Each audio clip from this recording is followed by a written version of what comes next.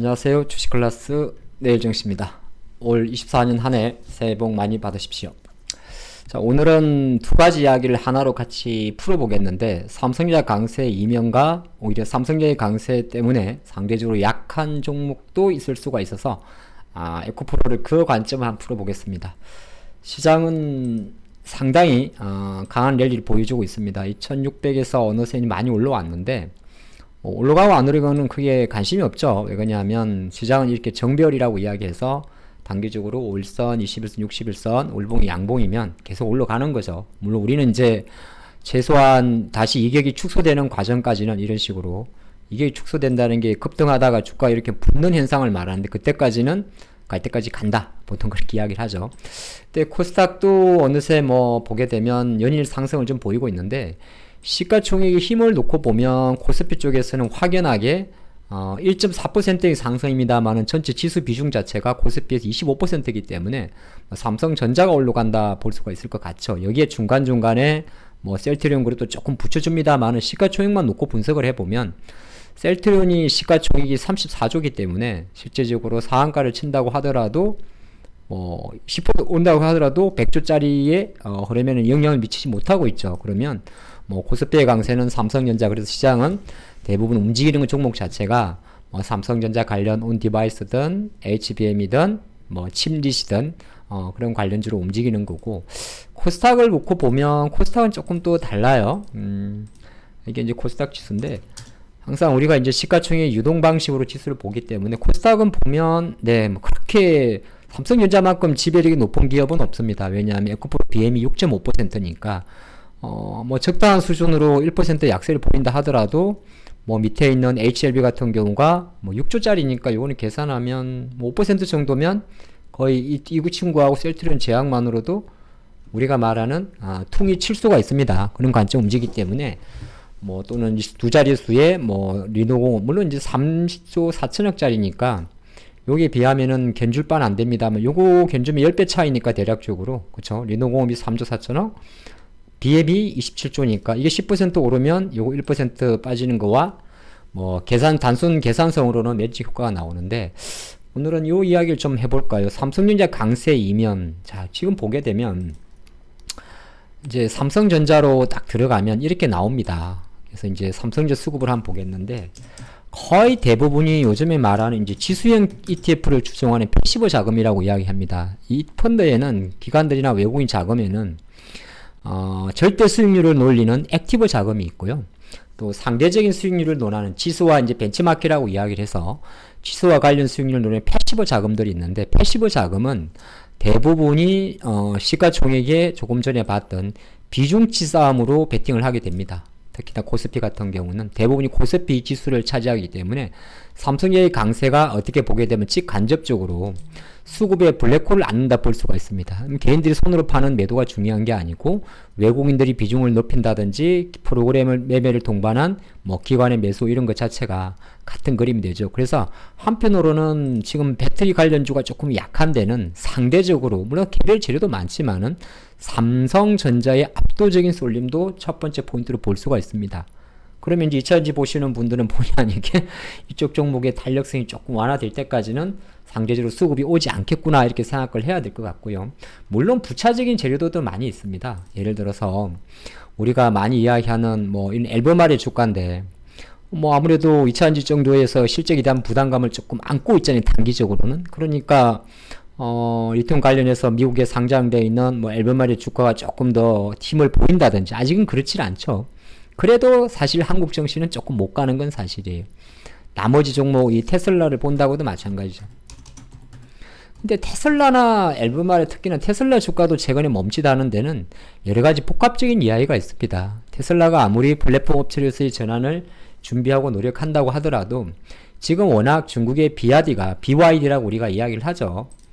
중국의 전기차 회사 말하죠. 근데 BYD가 이제 전기차만 만드는 게 아니라 앞으로 이제 배터리 쪽도 계속 투자를 합니다. 그래서 이제 계속 연말이다 보니까 이러한 데이터들이 테슬라에 투자하는 투자자분들하고는 조금 부담으로 오는 거죠. 테슬라 180만 대 연간 팔아도 좋아하는데 BYD는 지금 한 달에 34만 대를 팔고 있으니 테슬라가 분기에 50만 대 못 판다고 지금 약간 징징대고 있는 판에 물론 이제 뭐 테슬라와 비아디를 비교할 건 아닙니다. 비아디는 워낙 상용차가 많기 때문에. 하지만 뭐 글로벌 투자가들은 야 이것 봐라, 중국은 지금 비아디의 약진이 무섭다, 여기에다 샤오미도 만든다 그러고, 중국의 이게 뭐 상위 자동차 회사들의 이야기입니다만은 실제로 월간으로 이렇게 4만 대 5만 대 찍어버리니까 현대차가 23년도 연간 전기차 기아 포함해서 연간을 판매한 게 10만 대 조금 넘거든요. 그런 관점에서 보다 보니까 테슬라도 조금 멈칫한 것도 물론 영향을 줄 수는 있긴 있습니다. 근데 제가 조금 더 이거를 좀 풀어봤어요. 도대체 돈들이 어디 갔냐? 시장에서는 여기저기서 많은 이야기가 나옵니다. 야, 정시로 돈 들어옵니다. 고객 예탁금 올라가고요. 지금 뭐 57조로 올라가고, CMA 잔고, 뭐 MMF 자금 10조 원 빠지고, MF 자금 빠진다는 건 주식으로 돈이 들어올 확률이 높은 거죠. 막 주식 수익 증권으로도 이렇게 빨갛게 돈이 들어온다. 삼성전자 쪽이 올라가면 주식 수익 잔고는 물론 올라갑니다. 이런 현상이 나오는데, 가만히 수급을 한번 분석을 해보면, 자, 삼성전자가 있고 요즘에 잘 가는 게 셀트리온이 있겠죠. 예. 근데 셀트리온도 제가 분석할 때는 뭐 통합 셀트리온에 대한 기대감도 꼭 크겠지만은, 다른 한편을 놓고 보면 이거 월봉 분석해 보면 거의 대부분이 최근 2년간 공매도 눌렀던 셀트리온 20만원 돌파하면서 슈팅이 나는 게 있어요. 20만원. 포스코 DX가 사후적으로 보면, 포스코 DX는 조금 별개였군요. 어쨌든 셀트리온이 이런 거고, HLB가 얼마 전에도 올라갔죠. HLB도 최근 2년 기준으로 공매도를 나락적으로 박스권을 분석을 해보면, 이제 이미 지나간 이슈입니다만, 이게 한 4만원대 중반 넘어가면서 슈팅이 나거죠. 셀트리온도 다른 재료도 있긴 있습니다만, 그러한 자금의 성격을 무시할 수는 없습니다. 뭐 제약도 1월이기 때문에 제약바이오에 대한 기대감도 가져가겠지만은, 요런 재료, 요런 자금 자체가 패시브 자금으로 자금을 끌고 간다는 거죠. 그러면 아무래도 기관들이 선택할 수 있는 폭 자체가 계속적으로 셀트리온이라든지 아니면 삼바라든지, 삼성바이오도 이제 약간 이제 셀트리온과 함께 같이 움직여버리는 효과가 있으니까, 이게 지금 보면 전부 다 기관, 뭐 외국계 패시브 자금들이 전부 다 저쪽으로 가다 보니까, 이러한 어떻게 보게 되면 한편으로 23년도 1분기, 2분기 때 배터리가 올라가면서 포모 현상과 배터리 다른 섹터에 약세를 가져간 거를 지금 고스란히 9%는 얻어맞고 있다, 이렇게 분석할 수가 있습니다. 그리고 이제 이걸 조금 더 봐보면, 그래서 뭐 LNF 이런 것도 마찬가지죠. 아주 미세한 자금 정도만, 그러니까 LNF의 상승세가 우리가 2차전지 하나만으로 분석하기에는 패시브 자금의 성격이 너무 눈에 띈다는 거죠. 심지어 포스코 DX까지도 마찬가지고, 물론 포스코 DX는 이제 오늘부터 코스피를 이전했습니다만은 또 이것도 끝난 거 아니에요. 저는 그렇게 봅니다.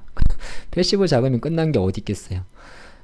포스코 DX도 시가총액 10조 원이라면 충분히 뭐 MSCI 이슈라도 이런 게 남아있기 때문에 충분히 그런 자금으로 남아있겠죠. 이런 월봉 차트를 띄워드린 거고요. 이런 자금들로 가다 보니까 정석 플레이에 대한 자금이 안 들어오지 않느냐, 이렇게 저는 분석을 해봤습니다. 정석 자금이라는 거는 우리가 말하는 통상적인, 뭐 테슬라의 주가가 오늘도 테슬라의 주가가 올라간다고 무조건 배터리가 올라가는 건 아니에요. 그쵸? 테슬라는 전기차 팔아서 올라가는 거니까.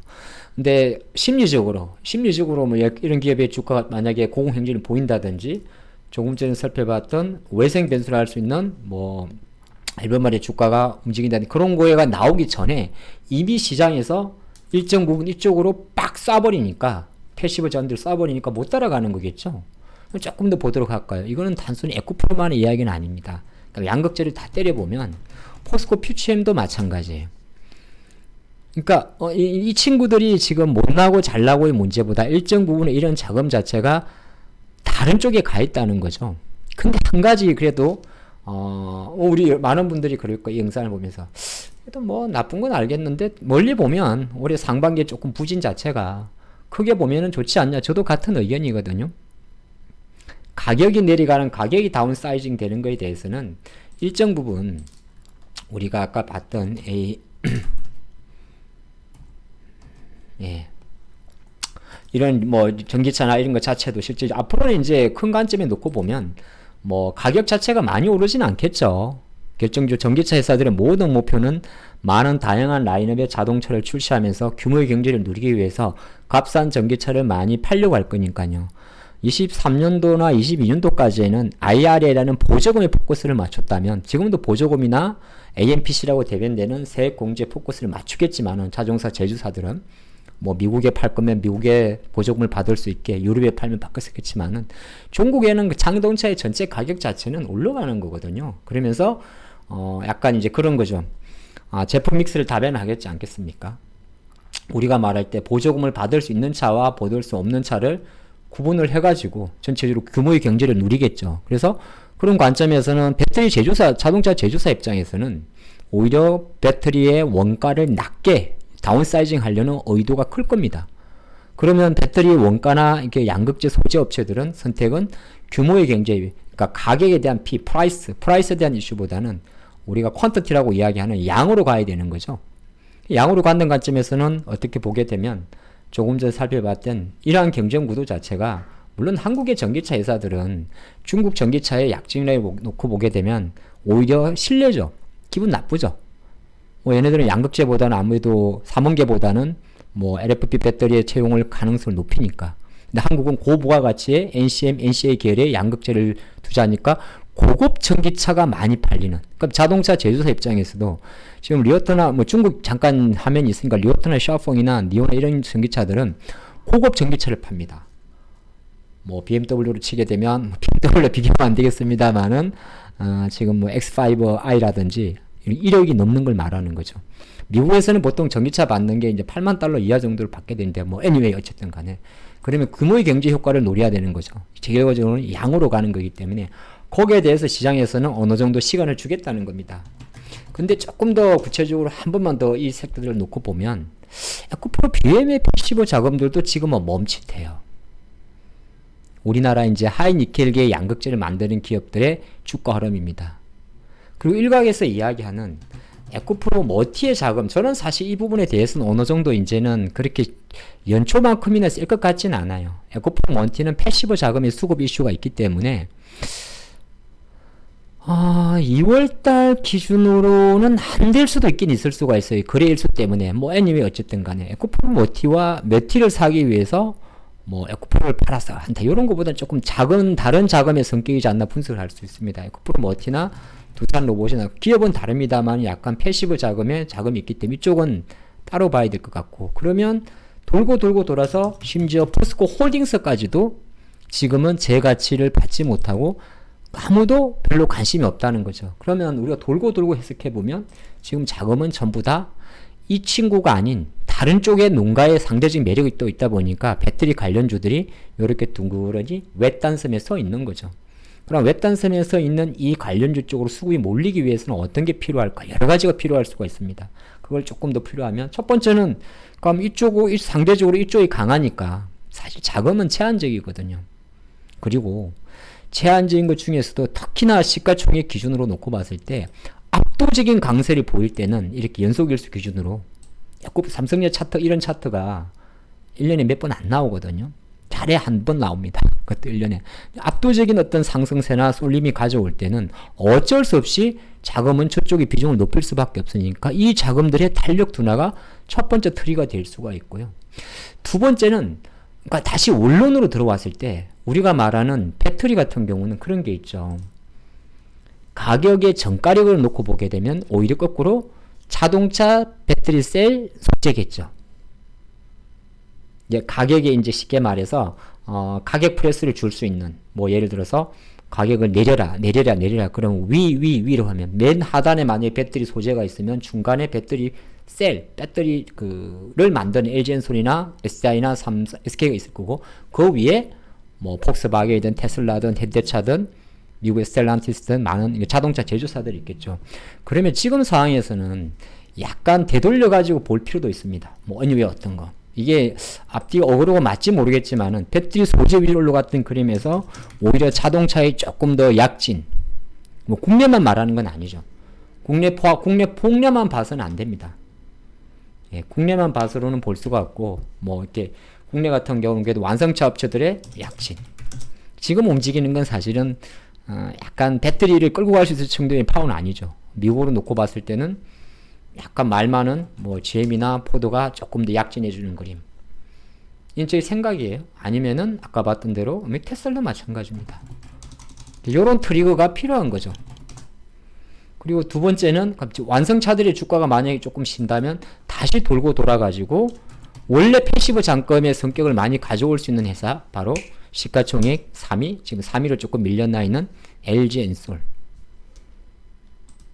LG엔솔 쪽으로 어느 정도 다시 이제 우리가 봤을 때 누가 봐도 LG엔솔의 비중을 조금 수정을 맞춰야겠는데, 예를 들어서 둘 다 지금 100조짜리니까 내가 매니저 생각할 때는 5.5와 5.3인데 보통 10bp 안 되거든요. 100bp가 1%니까 10bp면 0.1이란 말이에요. 아니면 뭐 0.1 또는 5bp 내에서 소정을 조금 해볼까? 나는 패시브 자금보다 조금 욕심을 내고 싶다면 하이닉스가 5.5이고 LG엔솔이 3.53이면 지금 가격 기준으로 0.17의 차이가 나는데 0.17을 뭐 0.10 정도로 맞춰볼까? 그런 이제 수급이 들어와야 되는 거죠. 근데 약간은 이런 것도 있어요. LG엔솔 또는 아니면은 이제 약간 패시브 자금을 끌고 갈 수 있는, 물론 LG엔솔과 LG화학은 비슷하게 갈 겁니다. 여기에 뭐 SDI라든지. 그러니까 이제 조금 거꾸로 돌아온 것도 있어요. 그래서 오늘은 조금 긴 시간 동안 이런 이야기를 드려봤는데, 왜 안 갈까를 보실 때는 지금은 이게 지금이 그런 게 아니라 다른 섹터를 볼 때도 좀 비슷한 상황이 있어요. 내가 내가 자금이 안 들어오고 나 혼자 외딴 섬에 있다면 나한테 들어올 자금 자체를 누군가가 상대적으로 매력도가 높아 보이는 자금이 뺏어갔다, 그렇게 볼 수도 있습니다. 분석은 여러 가지 방법으로 할 수가 있어요. 그래서 심리적으로나 24년도 어느 정도 바닥을 다지고 하반기로 갈수록 좋아질 것 같은 2차 전지를 보시는 분들도 일단 지금처럼 너무 한쪽으로 쏠림이 강할 때는 저 쏠림이 좀 완화된다든지 분산될 때까지는 이쪽으로는 아직 수급이 들어오지 않겠구나, 그런 걸 좀 보시면서 앞으로 장을 2차 전지나 배터리 관련주를 보시면 조금 더 좋지 않을까. 원론적인 내용보다 시장에서 한번 풀어봤습니다. 내일도 양보 감사합니다.